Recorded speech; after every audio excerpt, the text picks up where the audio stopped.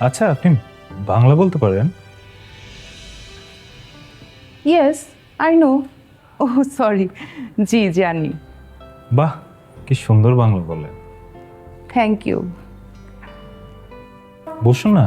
ওহ sure.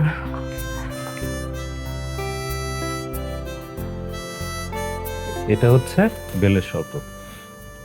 Bell? হ্যাঁ। কি সুন্দর দেখতে, খাবো? শিওর।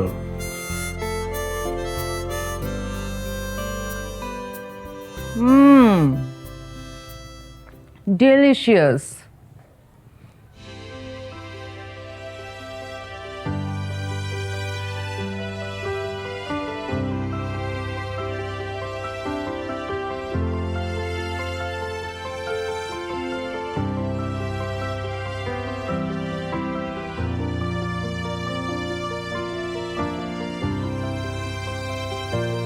ওয়াও, কি সুন্দর করে সাজানো রুমটা।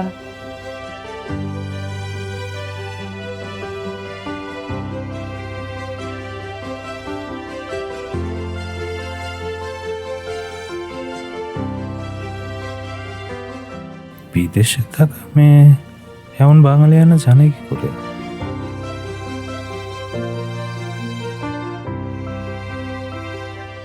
আচ্ছা, আপনি বাংলা বলতে পারেন? Yes, I know. Oh sorry, জি জানি। বাহ, কি সুন্দর বাংলা বলেন। Thank you. বসুন না। Oh sure.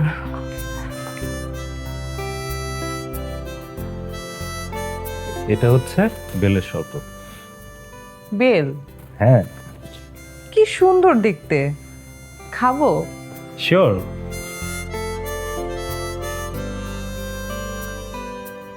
হুম, ডেলিশিয়াস।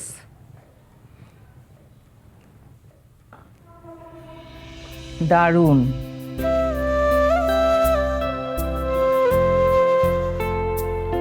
ম্যাম, উনি তো এখন চলে এসেছে, আমি তাহলে এখন বের হই। আচ্ছা, এসো। ভালো থাকবেন। আপনার সাথে পরে কথা হবে। বসো বসো। আসতে অসুবিধা হয়নি তো কোনো?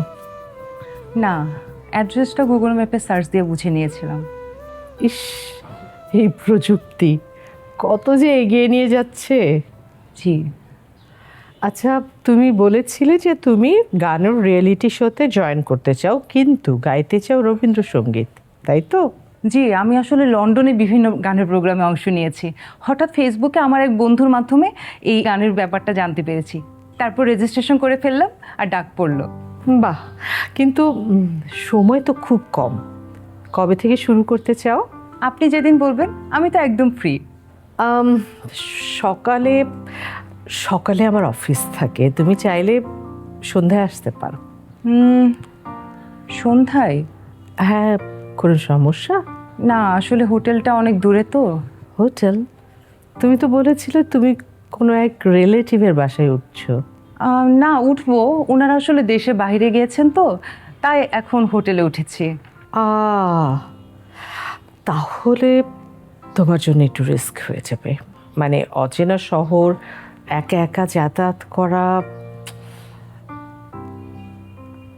তুমি চাইলে কিন্তু আমার বাসাতে থাকতে পারো। মানে আমরা তো শুধু দুজনই আছি, আর এতে তোমার প্র্যাকটিসের সুবিধা হবে। রিয়েলি? তোমাদের যদি অসুবিধা না, মানে আপনাদের যদি অসুবিধা না হয়, আমি আজ থেকে থাকতে চাই। সোকে সোকে, কোনো সমস্যা নেই, থাকো। তাহলে এক কাজ করি, আগামীকাল সকালে আমি যখন অফিসে যাব, তুমি আমার সাথে চলে গেলে, তারপর হোটেল থেকে তোমার লাগেজ পিক করে নিলে। ওকে, থ্যাংক ইউ। ভালো লেগেছে বেলের শরবত? খুব ভালো লেগেছে। শেষ করবো, আসছি।